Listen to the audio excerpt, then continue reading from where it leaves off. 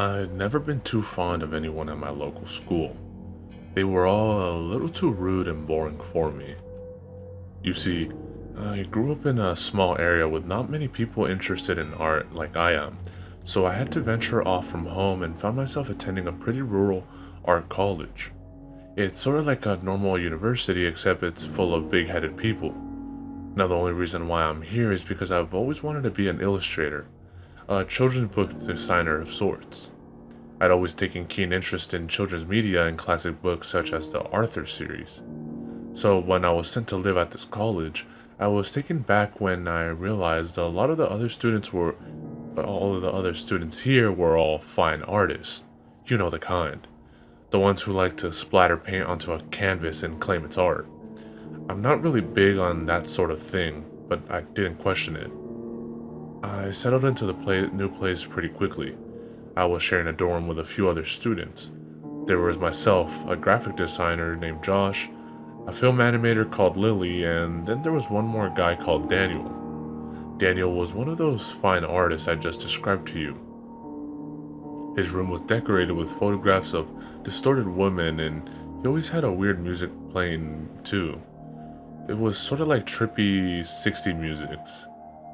He also liked to smoke, so his room always smelled like an old ashtray.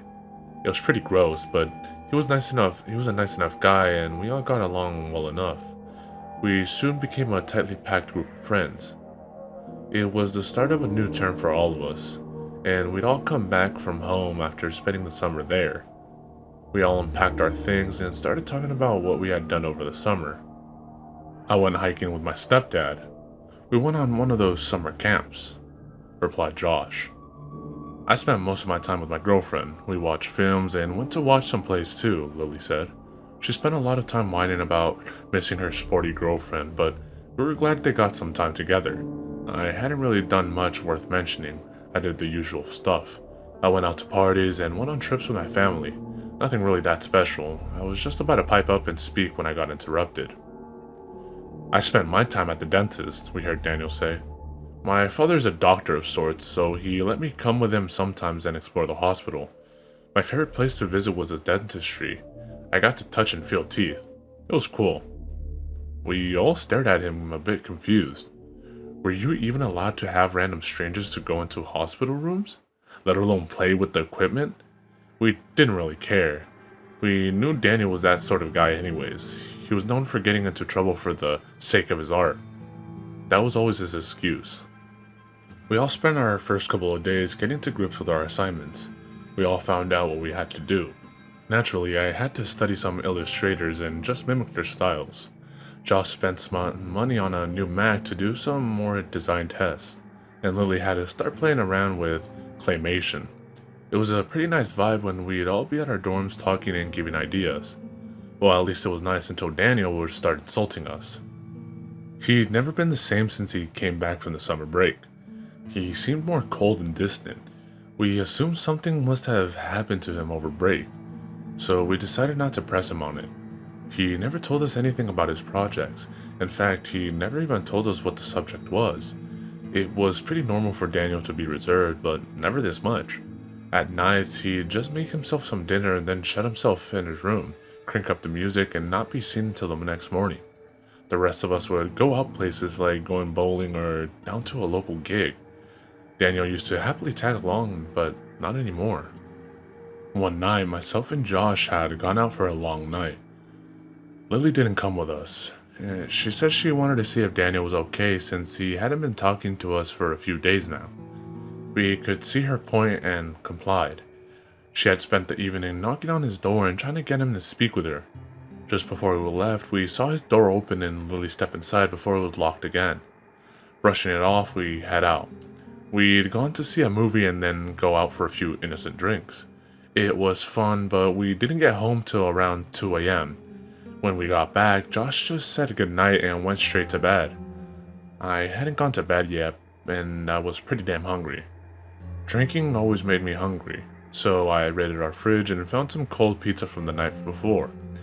I was going to go back to my room when I realized something I didn't notice before. Daniel wasn't in his room, and Lily wasn't in hers. Due to Daniel's strange new behavior of locking himself in his room until early hours, and Lily never went anywhere without texting us, this was pretty weird. I went over to his door and gave it a knock, and sure enough, the door just opened right up. It wasn't locked or anything. I just assumed he and her had gone out with some of his Ponzi art friends, but it wasn't like Daniel to leave his door open like this. I've always been a nosy son of a bitch, so I stepped inside to see if there were any signs that he had gone somewhere. His keys were gone. His jacket was gone too, but he left his wallet on his desk. The other thing that was odd was that he'd left his laptop open on his bed, and it was still on. The screen was still lighting up. Curiosity got to the best of me. Perhaps this could be my chance to find out about this art project he'd been hiding. I mean, Daniel was a fine artist, so it could have been anything. I noticed that he had a USB plugged in, and 2 files on the screen. One was called dentist photos, and the other file was a singular image named teeth.jpg. I clicked on the dentist photos file, and there was just pictures of people's teeth and plastic models of teeth. It was nothing interesting. I clicked back off the file and decided to check out teeth.jpg. The image would be forever burned into my brain. It startled me so bad that I slammed the laptop shut, shaking as I sat back. I wasn't sure if I wanted to lift the screen again, but I knew I had to or Daniel would know someone touched his laptop. I lifted the screen again, staring at the image for a brief moment before clicking away from it nervously. I then made a decision. I needed to show this to Josh and Lily in the morning. This was seriously messed up. I mean, I knew that Daniel was an artistic kind of guy, but this was just insane. I quickly bolted it back to my own room, scoured for my USB drive, and I eventually found it and darted back to Daniel's laptop where I copied the image onto my USB. I stared at the image for a little while longer. I was trying to dismiss the image as a mere photo manipulation, but there's just something so wrong about it. Perhaps it was the black soulless eyes, or the fact that whoever or whatever this creature was pulling up its mouth in such a weird and disturbing way. It almost looked forced, like whoever this creature was forced to pose this way. I shook it off as mere thought and fixed up the laptop so it didn't look tampered with before I went back to my own room. Soon enough, I heard our front door open, then the sound of footsteps, then Daniel's door locking. Daniel was back home, but there were no signs of Lily. The next morning, I went in until Daniel had gone out for one of his lectures, and since it was a Friday, Josh and I had the morning off. I decided now would be a good time to show Josh the image. I asked him if he wanted to see what Daniel had been hiding from us, and he confusedly but also eagerly said yes. I brought my laptop into the living room and loaded up my USB, and opened the image for both of us to see. Josh's expression fell into shock before he spluttered. What the fuck is that thing? I could tell just by his reaction that both of us were thinking the same thing. This couldn't have been an art project image. There's no way that this would pass as fine art piece, would it? I mean, sure, art can be creepy at times, but I can't imagine his teachers would appreciate such a creepy and disgusting image. I know that Daniel can be a creepy son of a bitch, but that isn't right. We gotta show Lily that. We both cut off one another. We paused briefly before looking at one another with confusion. Where was Lily? I realized that she hadn't come back with Daniel last night, and neither of us had seen her that morning. When I explained to Josh what I did last night, he began to worry. Lily was never the kind to just kind of sneak off and not tell anyone. I picked up my phone and began to ring her mobile. For a while there was silence. Then, just from Lily's room, we heard a faint buzzing sound. Josh got up and walked into Lily's room rather quickly. He'd never been one to go into girls' room, and came back out holding Lily's phone in his hand with a worried look on his face. Lily was gone, and we had no way to get a hold of her. Maybe she has just gone to a lecture and forgot her phone. I stuttered. Josh shook his head, chewing on his lip out of nerves. No, Lily doesn't have lectures on a Friday, remember? She'd normally at least say hello to us and take her phone. We know she lives on that thing. She never stops texting her girlfriends. He was right. Lily's life revolved around her phone, so we knew there would be no way she'd leave it. Suddenly, her phone lit up. Someone was calling her. We both looked at the phone, then back at one another, before Josh passed the phone to me. I brought it up to my ear before speaking. Hello? On the end of the other line, I realized that it was her girlfriend that was calling. I recognized her husky voice. Ah, Lily, there you are. Thank God you're okay. You didn't text me all last night, or this morning. I thought something was wrong. I cringed a little bit, realizing I had to break it to her that I wasn't Lily. As I spoke, I heard her girlfriend begin to get upset. She was breathing quite heavily, and I could hear the sniffling sound someone makes when they cry. I felt so bad for her, but perhaps she could be my chance to find out anything I could about Lily. Where's Lily? She hasn't spoken to me since last night. I thought she was just playing a joke on me, but now I don't know. I looked at Josh with a confused stare as he began to pace around a little bit. I put the phone on loudspeaker and asked her, "Why do you think Lily was playing a joke on you? Did she say anything odd?" "Yes," her girlfriend replied. "She sent me one message at around 1:30 a.m. I looked at Josh baffled before I asked again, "What did the message say?"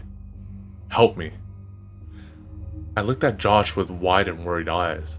Lily would never pull a prank like that on anyone, let alone her own girlfriend. She always told us how worried she'd be about her girlfriend getting paranoid, so we knew she wouldn't send a message like that unless she had a reason. I continued to speak with her girlfriend, but I was getting nowhere, so I reassured her that we know where Lily was and she'd be calling her back tonight. Her girlfriend seemed suspicious but just agreed and put the phone down. Myself and Josh paced back and forth.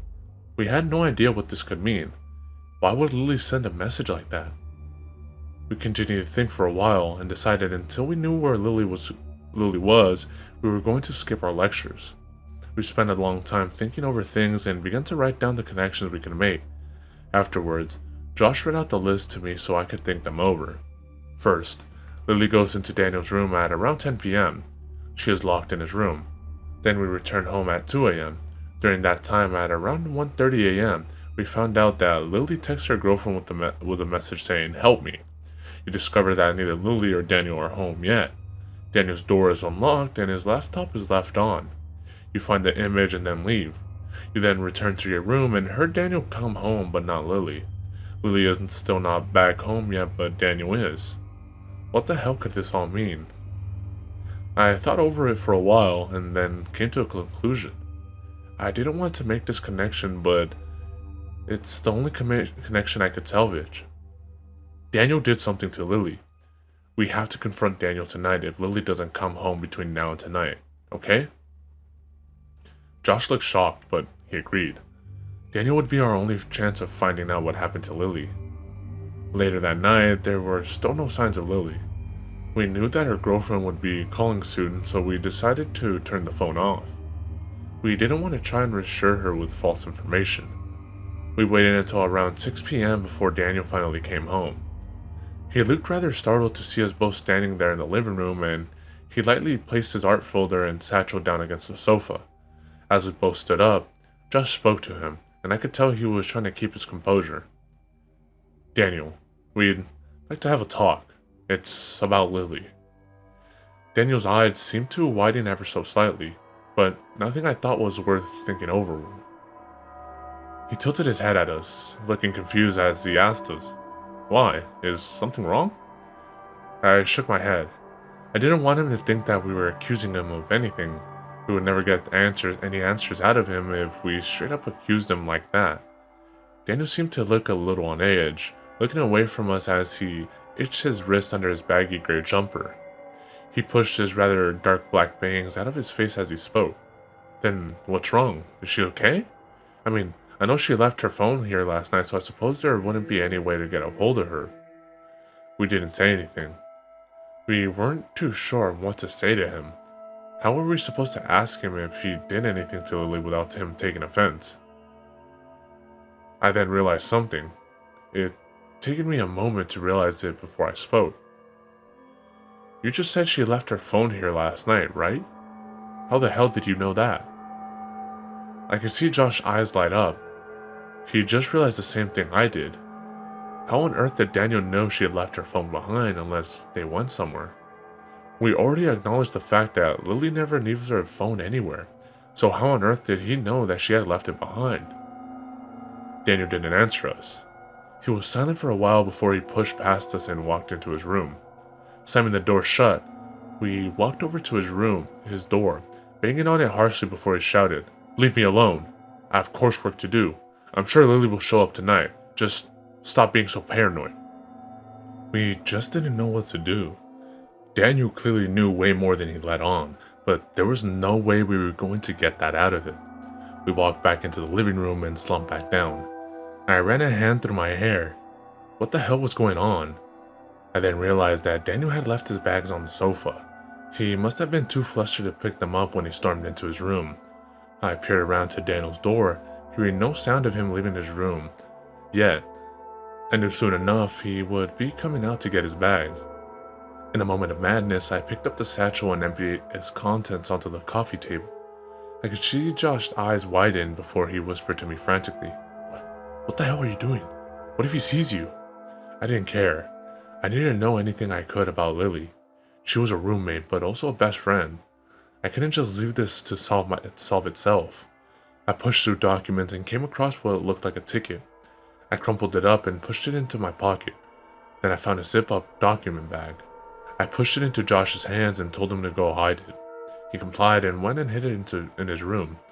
I then quickly put all the other stuff back into Daniel's bag and rested it up right like it looked before. I then got up and walked in Josh's room. I watched Daniel go back to the living room and pick up his bags, before he walked back into his room again. Josh grabbed the zip-up file from under his pillow as we both sat down on his bed. We didn't say anything, we just read the front cover of the file. Teeth. It sent chills up my spine. I knew that whatever was inside would have a connection to the image I found on my computer, but what we saw was nothing we expected. It was a series of photographs. The first picture was a picture of what looked like an abandoned room of sorts. The walls were covered in old floor wallpaper and the floor was just damp wood. It looked like it hadn't been used in years. Then the next photos were just pictures of tools and plastic tools. We then noticed that the tools were linked to dentistry, like needles and drills. It was pretty creepy, but it was the next photos that made us both drain of color. It was just photos of Lily smiling. We flipped through every single photo of Lily, and in each one, she had her big toothy smile. Such a sweet smile. One of her most distinct features was her large front tooth. Just her left one. We always found it cute, but now it was no laughing matter. We noticed on the back of the photographs there were labels, and each tooth on each photo was marked. There we read notes that said things like remove or replace. It knocked Josh sick, and I was more terrified now more than ever. We knew that we couldn't confront Daniel about these photos. It would get us nowhere. We just sat in silence for a long time, staring at the photos with disbelief. I then remembered the ticket I had found and stuffed it in my pocket. I reached into my pocket with a shaky hand and pulled it out.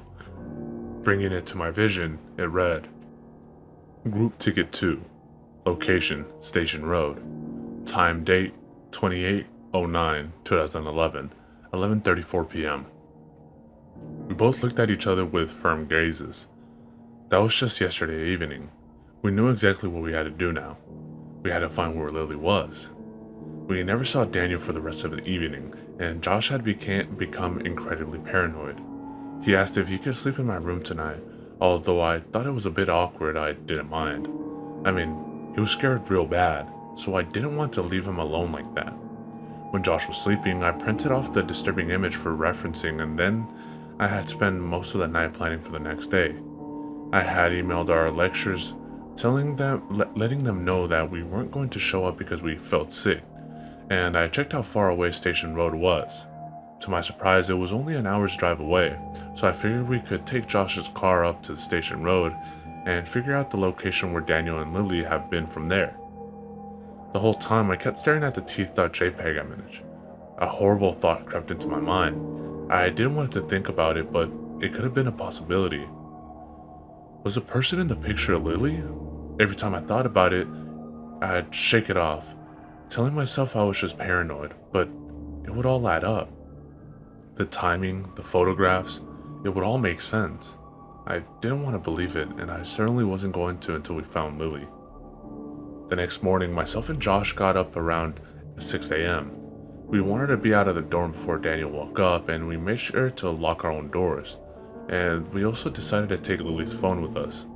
We didn't want to leave anything behind that would indicate that we were suspicious. We left the dorm and got into Josh's car. I had brought along a small bag full of different things such as the photographs, a flashlight, a camera, and a notepad with a pen. We loaded ourselves into the car and made our way towards Station Road. We were able to pinpoint it with my mobile GPS. When we got there, we found that we were in a rather abandoned looking area of town. The place was practically deserted. All we could see were tall crumbling buildings and empty little houses. We'd taken out the photo of the room and began to walk up to each little house. We pressed our faces to the glass to see if we could make out the floor wallpaper like the room in the photograph. We spent a few good hours doing this. Nothing. We were getting pretty angry at this point. We just wanted to get Lily back. Josh got so angry that he walked up to one of the house walls, kicking it harshly as he shouted from the top of his lungs, "Daniel, you sick bastard." Just as he kicked the wall one last time, we noticed the wall begin to tear, like paper. Josh looked down at his foot and realized he had tore what looked like a piece of painted paper away from the stone wall. He then began to rip away the remaining pieces of paper, only to reveal what looked like an outdoor basement. The doors were rustic and scratched, but we noticed that the metallic handle was clean, as if it had been tampered with. Josh looked over his shoulder to me, I gave him a nod. I quickly took a photo of the layout of this basement-like thing. Josh then walked down to the doors and gave them a push, and to both of our surprise, the doors were simply blocked by a plank of wood, which Josh was able to push away with ease. We then pushed open the door slowly and cautiously. Who knows what could be kept in here? It was obviously hidden for some reason. If only we knew what was coming, perhaps it would have saved us both from throwing up. As we stepped inside, we were met with a rancid odor. Neither of us knew what that smell was, but we know it made us both feel instantly sick. Josh gagged and coughed, covering his face with his shirt. I swallowed back vomit as I continued to walk. I pulled out my flashlight and shined it inside the pitch black stone room. I continued to walk, and we heard nothing. As we walked further into the room, the smell only thickened. It was getting so bad that Josh threw up behind me. He quickly composed himself and stumbled back up right before we continued. As I looked around the room, my eyes met with something on the floor that made my heart race and the flashlight drop from my gasp. It was Lily's knitted sweater. It was the sweater she always wore when we went out for pizza or to go bowling. It was the same gray sweater with the same little torn threads on her sleeves where she would chew on it. I could see Josh from the corner of my eye. His eyes just as white as mine as all the last color drained from his face. I picked up the sweater slowly, holding it up in front of me when I noticed there was a large and thick bloodstain soaking all the way through the jumper. It started thick from the collar and became thinner as it went down the sweater. I was now the one to throw up. I collapsed onto my knees, puking heavily. I didn't know what to do. I didn't even know what to think. I soon maintained myself and stood up again, holding the flashlight as I put the sweater in my bag. Through blurred, teary eyes, I pressed on. I found nothing from where I was standing, and I heard a small light switch flicker on from behind me as red light filled the corner of the room. And then I heard him. Josh screamed louder than anything I had ever heard before. My stomach was in knots as I shined in my light to where he was standing. He was standing over a large black table. I watched him just stand there in complete terror as if he was frozen. I can only imagine what he was looking at, and I truly wish I left it to my imagination. I walked over to his side. There I laid my eyes on the sight before me. It was Lily. She was strapped down onto a table wearing nothing but her jeans. Her body was covered in thick layers of tape, keeping her strapped down. One of her arms dangled down to one of her sides, but the other arm was nowhere to be seen. In replacement was just a taped up stub with stains of blood under it. I could hardly breathe. My stomach was now so knotted and my breathing so tight, all I could do was stare. I looked up at Lily's face. Her head had been forced back. We could see that her innocent blue eyes had been violently gouged out, and in replacement was a thick black wax that filled up the empty eye sockets. Her nose had been contorted and broken, snapped in many places, but the worst part of it all was her mouth. Her jaw had been forced open, and we could see her mouth had also been filled with the same black wax. Her teeth had been ripped out and misplaced in all different directions. I then noticed how her mouth had been stretched upright, her cheek tearing to reveal more teeth that had been pulled from her mouth. It gave her a contorted, horrible smile. Her face was covered in streams of her own dried blood. I stared at the hand that was holding the mouth open. It was her own. Her own hand had been stitched to the ripped cheek. The flesh was torn and falling apart under her nails. Her nails were cracked and chipped, with staples and little threads holding the hand in place. The red fluorescent light created horrific shadows and highlighted every grotesque feature that was now on Lily's face. I silently and numbly pulled out the picture of teeth.jpg and stared at it. Then back to the real thing. They were identical. Josh brought a shaky hand over Lily's cheek before he collapsed by the side of the table. I could hear him sobbing horrendously by her side before he passed out beside me. I too felt like I was on the brink of collapsing, but something caught my attention.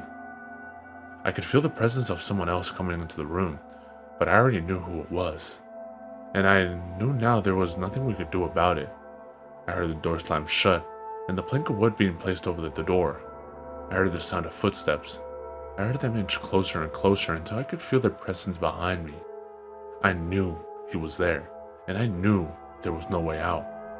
I heard their voice speak very faintly behind me. "I'm sorry you had to find out this way, but it's okay. It's all for the sake of art." But that wasn't what made me collapse. I knew well enough from here that my fate was sealed, but after he finished speaking, I heard one more tiny sound that made my heart both ache, and my tears only streamed further down my numb cheeks before my vision faded away from me and my hands slipped away from the table. I could hear Lily choking.